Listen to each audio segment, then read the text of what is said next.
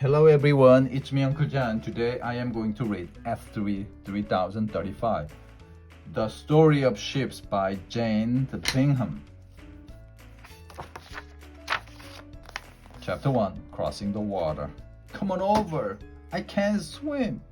Thousands of years ago, there were no ships or boats. If you were born on one side of a river, that's where you stayed.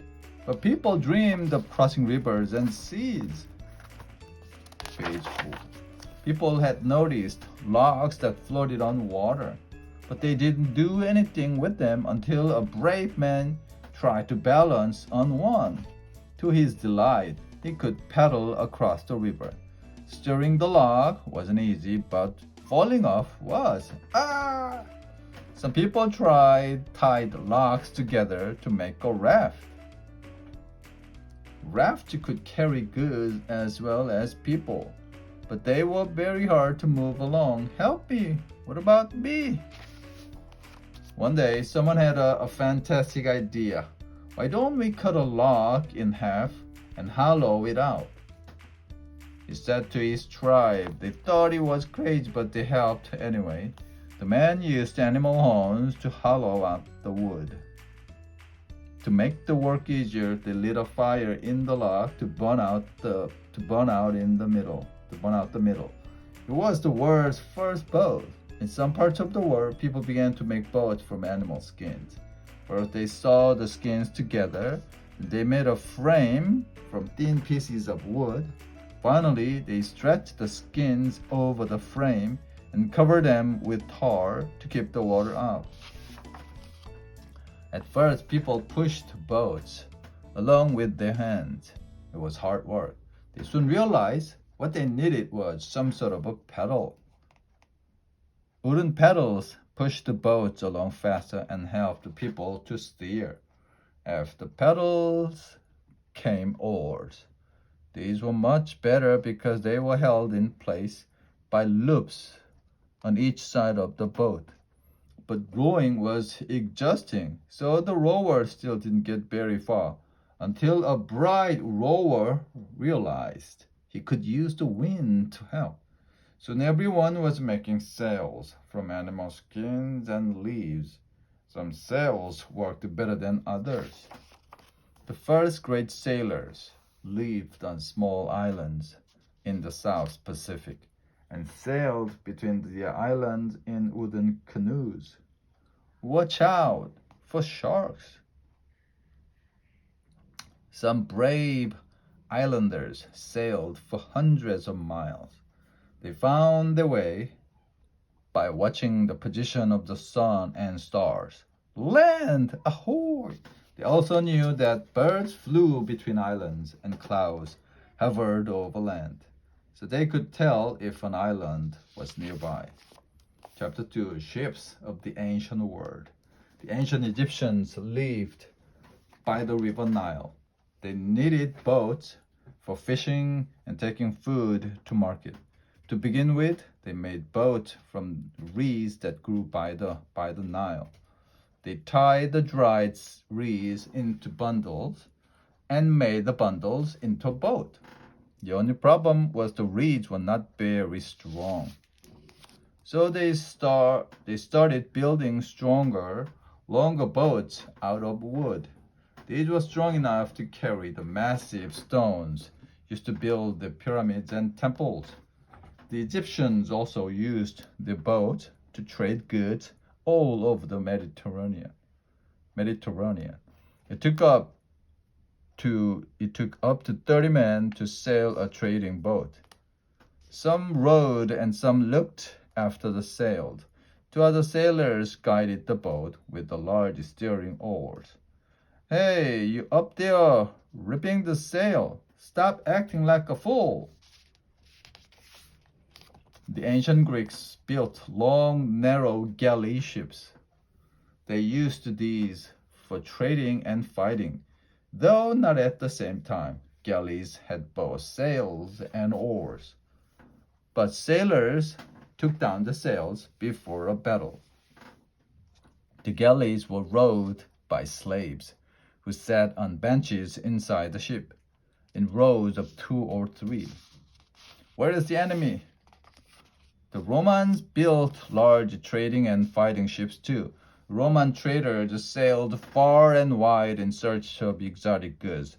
They brought back silk and spices from Asia and elephants from Africa. Did I mention I don't like heights? Chapter 3. Raiders, Traders, and Explorers. Around 1,000 years ago, fierce Viking raiders began to attack parts of Europe. They sailed from Scandinavia in long ships that sped through the waves. Which way shall we go today? But the Vikings were explorers too, taking voyages to unknown lands. When they arrived at a new place, some Vikings stayed. Many settled in Greenland, and some even reached North America. While the Vikings were exploring, so were sailors from China. They set off in junks which could travel long distances thanks to their large sails. There are records of Chinese traders and explorers visiting India and Africa. Some may even have reached Australia. Chinese sailors were often a long way from land, too far to use clouds or birds to see where they were. To find their way over the seas, they invented the compass. This had a magnetic needle that pointed north. They also invented the rudder, a piece of wood fixed to the stern or back of a boat. It could move in the water, which made steering much easier. Meanwhile, people in Europe were building strong sailing ships they named cogs. Like the Romans, 1,000 years before, they used their cogs for carrying goods and to fight each other. Cogs were fitted with fighting platforms at the front and back of the ship. At first, sailors took them down after each battle, so they simply left them up. Sailors weren't just worried about enemy ships. They also feared attack from sea monsters and made up terrible stories about them, although they didn't really exist. Cogs had a crow's nest on the mast, where the lookout stood. This was very high up, but it gave a good view of what was coming next. I'm off! Monster ahead! Merchants went on long voyages to sell their goods, but life on board was no fun. They had to sleep squashed together, and they were stuck with dry or salted food because fresh food quickly rotted. Many grew sick. When they weren't sick, they were bored. During the long months at sea, there was very little for passengers to do. They played the same games over and over again just to pass the time. Sailors, on the other hand, didn't have a moment's peace. Sailing was hard and dangerous, and often fell overboard. They weren't always rescued, but the worst job of all was being a galley slave.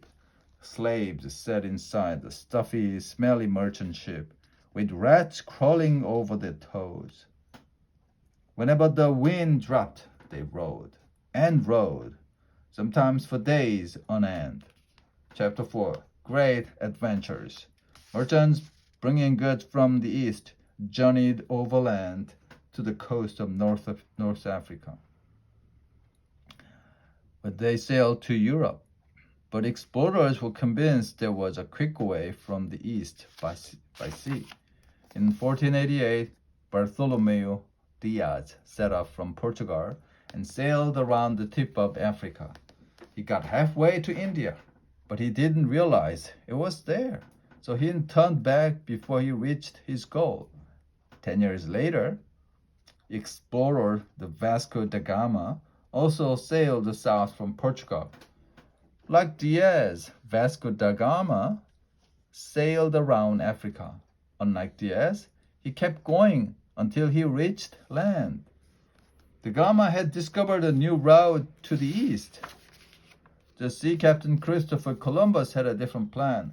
While many people thought the world was flat, he was sure it was round. So he decided to sail west instead. He planned to sail around the world until you reached China and India. In 1542, Columbus left Spain with 3 ships. He sailed for over 2 months, but he didn't find the East. After 9 weeks at sea, the lookout shouted, "Land ahoy!" Columbus jumped up and down with excitement. "We've sailed all the way to China," he cried. In fact, they had reached North America. But Columbus had no idea. He was so sure he had found China. He sailed on in search of Japan and reached Cuba. Then he cheerfully sailed back to Spain and told the king and queen he had found a new way to China. Columbus went back to America several times, but he never knew he had discovered a new continent.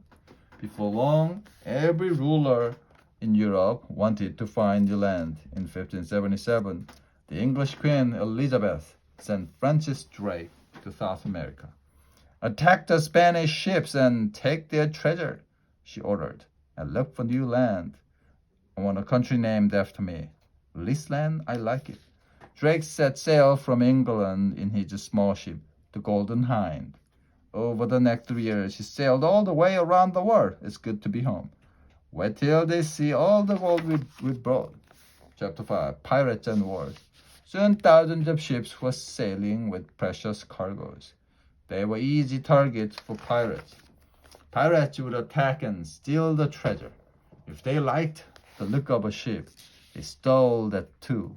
The Blackbeard, one of the scariest of pirates at sea, stuck burning ropes in his beard as he attacked. There were even female pirates such as Mary Read and Anne Barney, who were fierce fighters. Pirate ships were small and good for quick raids, but bigger ships were needed to fight major sea battles. So some countries began to build the ships they named men of war. The largest had over 100 guns and 900 men. The only problem was finding enough men to sail them. "You'll do. Come with me." Few people wanted to sail. And no wonder. From dawn to dusk, they were hard at work. Must have scrubbed this deck 1,000 times. "Oh, I think that burst my eardrum." And sailor who refused to work was beaten. To make things worse, the food was disgusting. For months, sailors lived on stale, dry biscuits and salty meat, and hard, the maggoty cheese. With no fresh fruit or vegetable, many sailors died. But there were more important things to worry about than bad food. While all the ships had used cannons, new ones were built that fired shells. Wooden ships stood no chance against the new guns. Shipbuilders quickly came up with the answers, protecting their ships with iron plates. The first of these were used in the American Civil War. Soon, battleships became even stronger. The Devastation, built in 1872, had guns set in turrets. They could be turned to fire in any direction. In 1906, the Dreadnought was launched. It had 5-gun turrets and was completely covered in steel. Wow. Chapter 6, The Last Days of Sails. It wasn't only warships that were changing. Around 1710, the first steam engine had been invented, and ships powered by steam didn't need the wind or oars. Early steamships had 2 paddle wheels on the outside, driven by a steam engine. They still had sails, though, just in case the engine broke down. In the 1840s, a new kind of steamship was designed with the propeller at the back. The propeller was turned by a single wheel inside the body of the ship. Most people thought propellers worked better than paddles, but they couldn't prove it. So 2 captains decided to test them both. They held a tug-of-war between 2 ships of about the same size. First, the ships were joined by a strong cable. Then they steamed in opposite direction. The propeller ship won easily. "We are winning." Although steam engines were very powerful, they didn't replace sails at first. Sailing ships were still used for long voyages. In the 1800s, millions of people sailed from their homes In Europe, to find a better life in a new country, they left for America, Australia, and New Zealand. Rich passengers had a very comfortable journey. They ate good food and relaxed in lounges. Poorer passengers had a miserable time. There was so little space, they were all squashed in together. You'll wake the baby. They had to bring their own food and cook it themselves. And when the weather was bad, they were locked below deck. Look out, Nettie is going to be sick again. That's the last of the food. The fastest sailing ships of all faster. Even then, steamships were clippers. They sped across the ocean, carrying goods that had to be delivered quickly. In 1848, when gold was found in California, clipper captains raced each other to reach it first. And in 1866, the clippers Ariel and Tapping raced from China to London after 99 days at sea. The Tapping won by just half an hour. The problem was that clippers needed strong winds to sail. They could speed along out at sea, but then the Suez Canal was opened, giving a shortcut to China. Steamships sailed through it easily, but there wasn't enough wind for clippers, and no one was using clippers anymore. Passenger sailing ships were not wanted either. Instead, the steamship companies built ocean liners. These were vast floating hotels with hundreds of bedrooms, shops, restaurants, and ballrooms. Some even had a post office. Before a liner set off on a voyage, its crew had to carry masses of supplies on board. 2,000 passengers. Chapter 7, all kinds of ships. Some shipbuilders were more interested in underwater boats. They wanted to build a submarine, ships that could travel on the water and launch surprise attacks on other ships. First real submarine was built in 1798. To float on the surface, it had a sail, but when the submarine dived underwater, its sail folded away and it used a propeller to move. Today, mini subs are used to repair cables on the seabed, and Bath's escapes explore the deepest ocean. Ships go much faster when they are not pushing through water. So inventors worked on ships to travel above the water. They came up with the hovercraft. These skim over the sea's surface, held up by a cushion of air. Keep it steady. Hovercrafts are especially useful for moving through swamps. Hydrofoils, which speed through the water on undersea swings, are also quicker than ordinary ships. Modern cargo ships don't go as fast as clippers, but they hold much more. Biggest of all are oil tankers. Oil tankers are too large to fit in a port, so they pump oil into tanks in the sea. Some tankers are so bad the crews get around on bikes. But boats today are only used for carrying goods and people. Many are sailed for fun. And just like the clipper captains of 200 years ago, sailors love a race. The end.